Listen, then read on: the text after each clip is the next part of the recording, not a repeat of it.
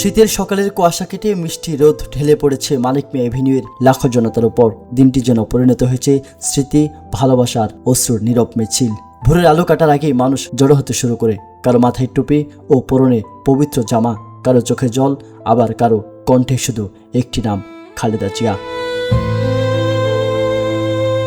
লাখো মানুষের উপস্থিতিতে চারপাশ যেন রূপ নেয় ভালোবাসার এক বিস্তীর্ণ প্রান্তরে। কিউব হোল্ডিংসের গল্পে সেই রেখাটি আঁকা হয়েছিল আজ থেকে 1 যুগ আগে।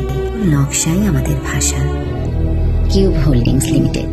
বয়স, শ্রেণী কিংবা পরিচয়ের ভেদাভেদ ভুলে সবাই দাঁড়িয়েছিল এক কাতারে প্রিয় নেত্রীকে শেষবারের মতো চিরবিদায় জানাতে। কেউ দোয়া করছিল, কেউ নিঃশব্দে চোখ মুছছিল, কেউ আবার স্মৃতির ভারে নুয়ে পড়েছিল।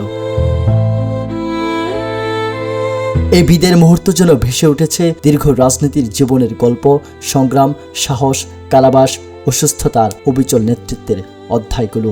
মানুষের চোখে চোখে ছিল কৃতজ্ঞতা, ভালোবাসা আর গভীর মমতা। অনেকের ঠোঁট কাঁপছে, উচ্চারণ করতে পারছে না কিছুই, অশ্রুই হয়ে উঠেছে তাদের ভাষা।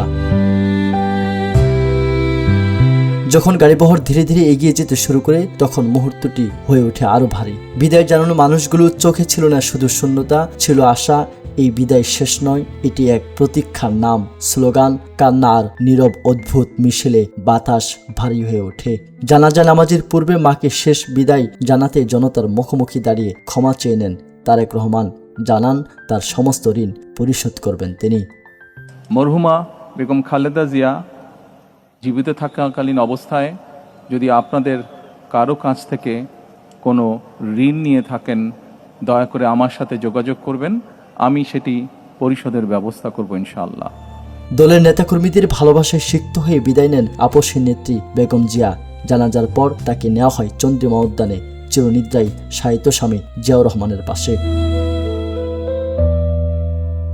বাবার পাশে মায়ের নিথর দেহ চিরনিদ্রায় শায়িত করেন তারেক রহমান নিজেই। এভাবে জীবন থেকে বিচ্ছেদ হয়ে যায় মায়ের ছোঁয়া। শান্তিপূর্ণ পরিবেশ শেষ হয়, আবেগঘন বিদায় পর্ব, কিন্তু মানুষের হৃদয়ে থেকে যায় সেই মুহূর্তের রেশ, যেন কেউ প্রিয়জনকে বিদায় জানিয়ে ফিরে এসেছে ভারী বুক আর ভেজা চোখ নিয়ে। লাখো মানুষের ভালোবাসায় সিক্ত এই বিদায় ইতিহাসের পাতায় লেখা থাকবে আবেগের কালি দিয়ে, যেখানে রাজনীতি ছাপিয়ে মানুষ আর মানুষের অনুভূতি হয়ে উঠেছে ইতিহাসের প্রধান উপকরণ। রহমতুল্লাহ, রূপালী বাংলাদেশ, ঢাকা।